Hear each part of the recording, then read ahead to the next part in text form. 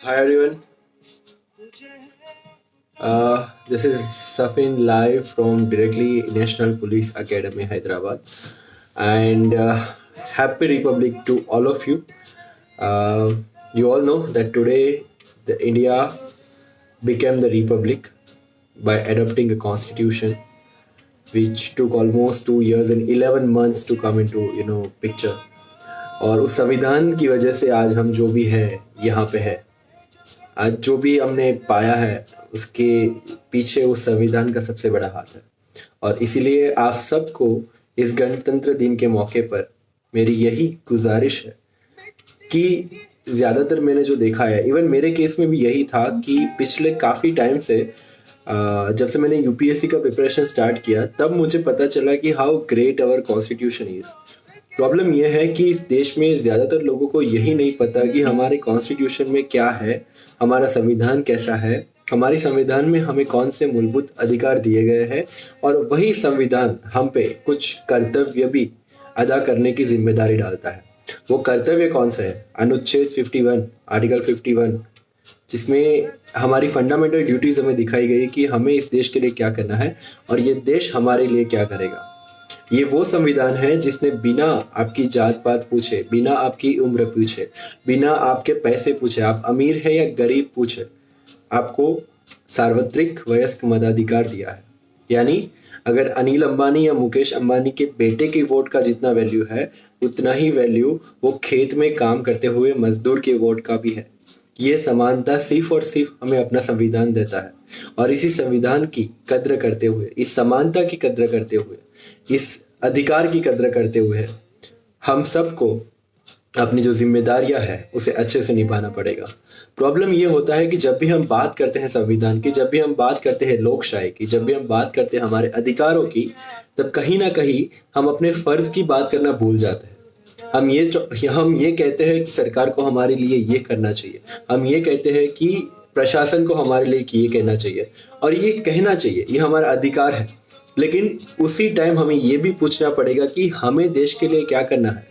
Friends, पिछले कुछ सालों से ये ट्रेंड चल रहा है कि फेसबुक पे या व्हाट्सएप पे या इंस्टाग्राम पे डीपी डाल दीजिए, एक अच्छे से गाने का स्टेटस रख दीजिए और जय हिंद या वंदे मातरम लिख दीजिए।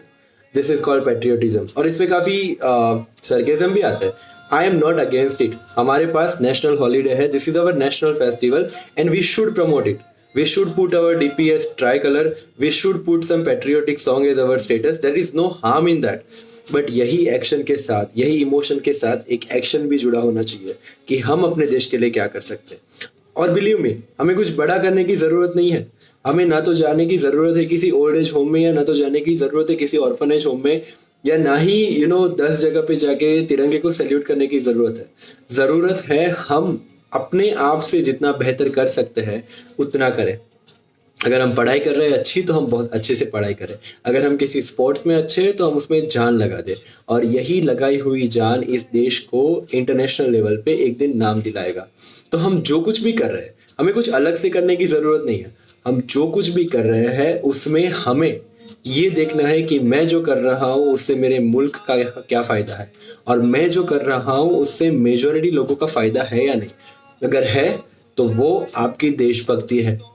अगर आप सड़क पे जाके धरना करते हैं, अगर आप सड़क पे जाके बंद करते हैं और उसमें अगर आप बस जला रहे हैं, या उसमें अगर आप किसी प्रॉपर्टी को नुकसान कर रहे हैं, तो आप देखिए कि उससे मुल्क का फायदा है या नहीं।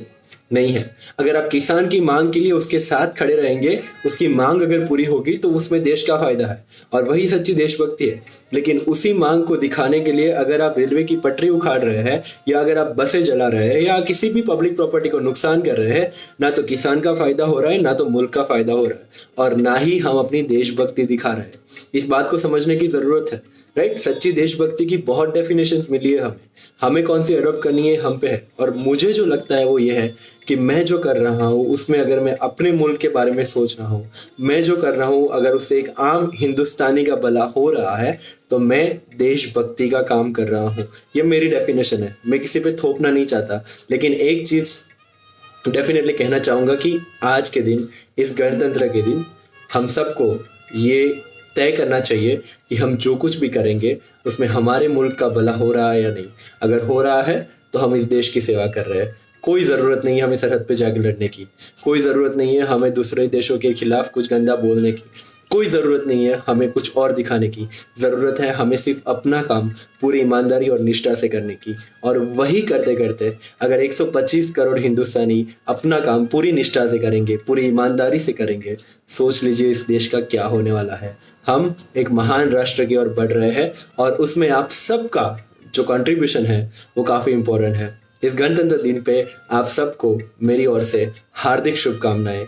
आइए मिलके इस हिंदुस्तान को एक बेहतर और एक बेहतरीन राष्ट्र बनाएं। जय हिंद, जय भारत।